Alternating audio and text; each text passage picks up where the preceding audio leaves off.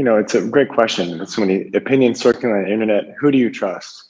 And frankly, if you just sort of jump to the quick, it seems that many people think that it's really only liberals who are pushing for vaccines or masks, and it's simply not true.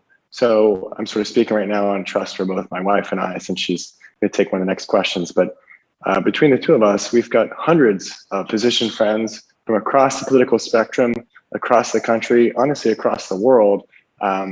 And every single one of them, 100%, all support the use of the COVID vaccine, and they've all personally received the vaccine.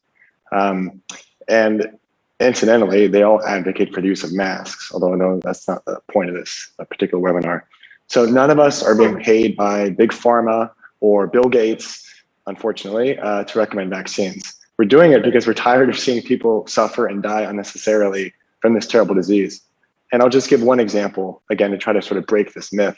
We have one friend who's an infectious disease doctor, well-established researcher. He's also a very devout Catholic, very pro-life, and he's also a very vocal Republican donor, Trump supporter, all the sort of things that you think that would be sort of like anti-vaxxer. Not at all. He's super pro-vaccine, like every infectious disease doctor in the United States. And in fact, it was him, among other ID doctors that we spoke to, who helped encourage my wife, Nancy, to get her vaccine during pregnancy.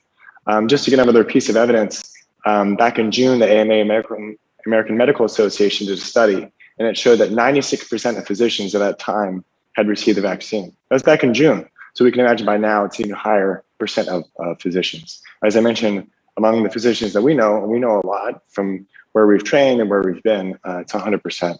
So I'm sure people could Google and find some sort of fringe doctor somewhere in Texas or elsewhere. I'm from Texas, so I could poke on Texas, who don't support the vaccine.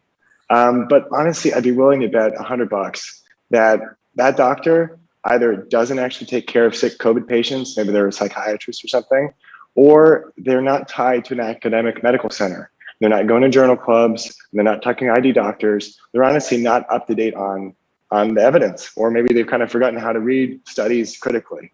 So unfortunately, every profession kind of has its loonies.